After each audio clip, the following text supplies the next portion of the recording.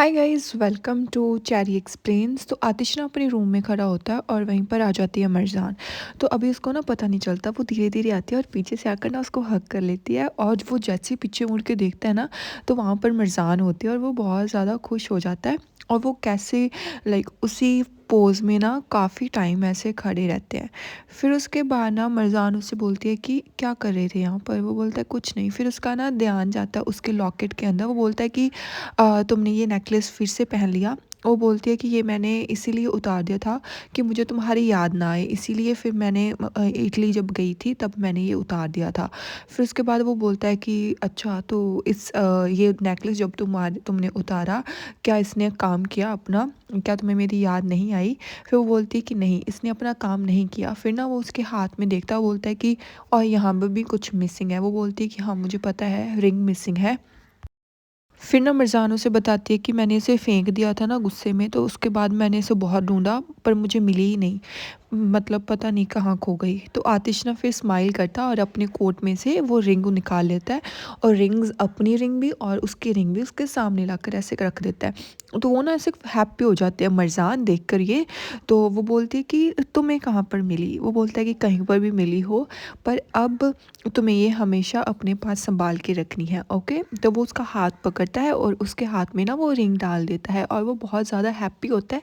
और फिर उसके हैंड पर किस कर देता है। और ये देखकर ना मरजान बहुत ज़्यादा हैप्पी हो रही होती है, क्योंकि वो जब से वो रिंग ढूंढने लगी थी तब से वो उसको मिली ही नहीं थी। फिर उसके बाद ना मरजान भी उसकी रिंग उठाती है और उसको मतलब आतिश को पहना देती है। और वो दोनों एक दूसरे की तरफ ऐसे देखते रहते हैं और वो बहुत दोनों बहुत ज़्यादा हैप्पी होते हैं। फिर वो मतलब मरजान को कहता है कि मरजान, इसके बाद ये रिंग तुम कभी भी नहीं उतारोगी अपनी उंगली में से। वो बोलती कि उसी टाइम मैंने उतारी थी, जब मेरे को गुस्सा आ गया था कि तुमने भी तो रिंग नहीं पहनी हुई है अपनी। तो मुझे जब गुस्सा आया तो मैंने अपनी रिंग ये फेंक दी। फिर ना आतिश उसको बताता है कि मेरी रिंग ना ऐसे गिर गई थी, तो फिर मैंने इसको उठाकर अपनी पॉकेट में डाल लिया था ताकि ये गुम ना जाए, इसीलिए। फिर बोलती है जो भी हुआ है ना, सब कुछ तुम्हारी वजह से हुआ है। तो वो स्माइल करने लगता है। वो बोलता है कि ठीक है, चलो मान लिया कि मेरी वजह से हुआ है, पर अब आगे से जब भी तुम मेरे साथ लड़ाई करोगी ना, तो एक बार सोच लेना कि क्या हुआ है क्या नहीं। तो वो बोलती है कि ठीक है, कोई बात नहीं, और थैंक यू, तुमने मुझे रिमाइंड कर दिया कि क्या चीज़ें हैं क्या नहीं। तो और थैंक यू मुझे सब कुछ बताने के लिए, मेरे नखरों के राजा। यार, मेरे को ये दया और जेठालाल क्यों याद आ गए। और फिर ना मतलब आतिशा से मुस्कुराने से लगता है, स्माइल करने लगता है और ना मरजान उसको हग कर लेती है। फिर वो उसके फोरहेड पर किस करता है। फिर उसके बाद हम देखते हैं जो असली की मॉम होती है ना, वो कॉफ़ी बना रही होती है असली के लिए। और उसमें ना वो छुप छुप कर कोई दवाई निकालती है और दवाई डाल देती है। तो वो उसको अच्छे से उसमें मिला देती है। तो तभी ना वहाँ पर कोई आता है किचन में, तो वो जल्दी से वो दवाई अपनी जेब में छिपा लेती है और वहीं पर आ जाती है असली। तो जैसे ही असली वहाँ पर आती है ना, तो वो ऐसे शॉक से हो जाती है कि ये मतलब क्या चल रहा है यहाँ पर। तो फिर उसके बाद ना वो बोलती है कि क्या हुआ, आप क्या कर रही हैं यहाँ पर। वो बोलती है कि कुछ नहीं, मैं यहाँ पर आई थी तुम्हारे लिए कॉफ़ी बनाने। जो हर्बल टी तुम्हें पसंद है ना, मैंने वही हर्बल टी यहाँ पर बनाई है, तो ये तुम पी लो। तो फिर बोलते कि आप क्यों बना रही हो। वो बोलती कि स्टाफ यहाँ पर नहीं था, मुझे दिखा नहीं, तो फिर मैंने देखा कि चलो मैं खुद ही बना लेती हूँ तुम्हारे लिए कॉफ़ी। तो असली उस कॉफ़ी की तरफ देखती है और वो कॉफ़ी उठाती है और मतलब जो असली की मॉम है ना, वो उसकी तरफ ऐसे देख रही है, भाई ये इसको क्या दे रही है मतलब। फिर उसके बाद असली उसमें से एक सिप लेती है और ना वो जो असली की मॉम है वो उसकी तरफ ऐसे देखती रहती है। और उसके बाद असली ना वो वहीं पर रख देती है। तो उसकी मॉम बोलती है कि कोई बात नहीं, तुम यहीं पर रख दो, मैं तुम्हारे रूम में लेकर आ रही हूँ, जाओ तुम अपने रूम में जाओ। इतना बोलकर ना वो बोलती है कि ठीक है, थैंक यू सो मच, और इतना कहकर वो वहाँ से चली जाती है। यार मतलब मेरे को समझ नहीं आ रहा कि ये क्या दे रही है, इसको नींद की दवाइयाँ दे रही हैं या फिर क्या दे रही है। बिकॉज मतलब अपनी ही बेटी के साथ ये क्या करना चाहती है। मतलब यहाँ तो इसका कोई और प्लान है जो मरजान के खिलाफ या फिर आतिश के खिलाफ है, कि इसके प्लान के अंदर फिर असली ना घुस जाए, शायद इसलिए ये सब कर रही है। फिर उसके बाद ना हमें दिखाया जाता है आतिश बैठा होता है अपने स्टडी रूम में, और ना तभी स्टडी रूम का डोर नॉक होता है, डोर ओपन होता है, और वहाँ पर हम देखते हैं कि जमाल ना अपना बैग बाहर रखकर आतिश के रूम में आता है। तो आतिश उसको देख कर ना ऐसे हो जाता है, उसकी तरफ देखता है, फिर दूसरी तरफ देखने लग जाता है। तो जमाल ना जल्दी से गेट बंद कर देता है और फिर उससे पूछता है वो, मतलब आतिश की क्या हो रहा है, सारी प्रिपरेशंस हो गई हैं क्या? वो बोलता है कि हाँ सारी प्रिपरेशंस हो गई हैं, जो जो तुमने मुझे कहा था मैंने सब कर दिया। तो वो बोलता है कि ठीक है ओके। तो फिर ना जमाल नीचे देखता रहता है और बोलता है कि आतिश मैं यहाँ से जा रहा हूँ। तो आतिश ऐसे शॉक हो जाता है एकदम से कि ये क्या बोल रहा है। फिर उसके बाद वो बोलता है कि कितने दिन हो गए हैं तुमने मुझसे बात भी नहीं की, सिर्फ काम की बात करते हो, उसके अलावा तुम मेरे मुंह की तरफ भी नहीं देखते हो। मुझे नहीं पता कि मुझे क्या करना क्या नहीं, मतलब तुम, मुझे पता कि तुम सही हो। जब भी मुझे असली के बारे में पता चला था मुझे तुम्हारे पास आना चाहिए था और मुझे उस चीज़ के बारे में तुम्हें बता देना चाहिए था, पर मैं क्या करता आतिश, मैंने सब कुछ तुम्हें एक्सप्लेन कर दिया, अब इसके बाद मेरे को कुछ भी एक्सप्लेन करना नहीं आ रहा। और अब मुझे तुम्हारे फेस की तरफ देखते हुए भी शर्म आ रही है कि मैं तुम्हारी तरफ कैसे देखूं।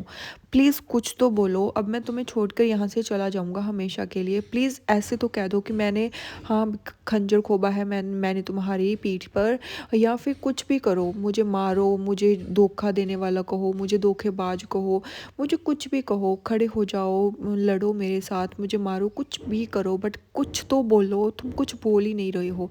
और आतिश फिर भी कुछ नहीं बोलता। मतलब जमाल ना अकेला बेचारा सब कुछ बोलता रहता है और जमाल की आंखों में ना बहुत आंसू होते हैं और वो रोता रहता है वहीं पर खड़ा।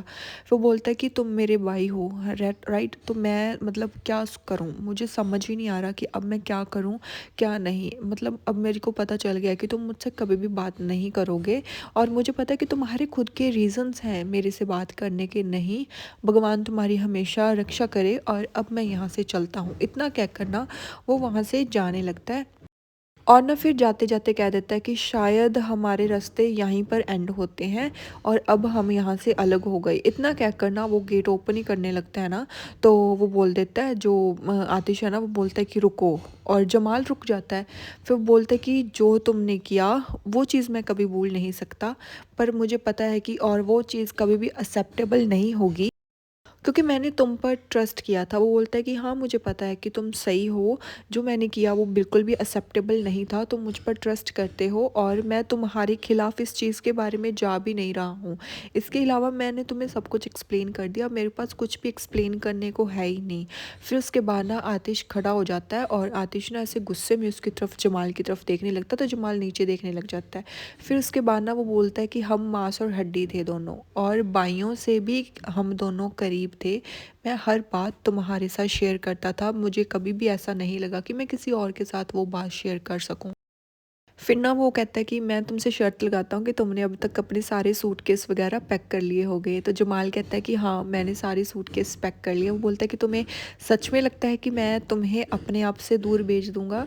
और इतना सुनते ही ना जमाल हैप्पी हो जाता है और आतिश ना उसके ऐसे गर्दन में हाथ डालकर, मतलब क्या ही हक किया भाई, उसको अपनी तरफ कर लेता है और मतलब कमाल को ऐसे हक कर लेता है और वो दोनों ऐसे हक करते हैं। फिर ठीक है, फिर जमाल ना रोने लग जाता है।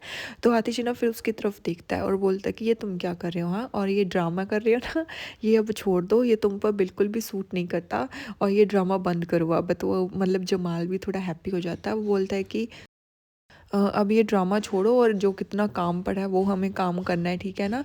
इसके अलावा तुम सबसे बेस्ट हो, ठीक है ना, मेरे सबसे बेस्ट ब्रदर हो और सबसे बेस्ट आदमी हो।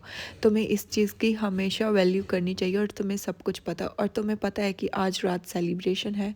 तो वो बोलता है कि हाँ मुझे पता है कि आज रात सेलिब्रेशन है और ये सेलिब्रेशन बिल्कुल भी इनकम्प्लीट नहीं जाएगी। आज रात हमारी है और तुम्हें सच में लगता है कि आज जो रात हम सेलिब्रेशन करने वाले हैं वो पक्का पूरी हो जाएगी। तो आतिश कहता है कि हाँ वो सेलिब्रेशन आज पक्का पूरी होगी और आज के दिन सब कुछ बदल जाएगा और सब कुछ ख़त्म हो जाएगा। भाई क्या सेलिब्रेशन करने वाले हैं ये लोग।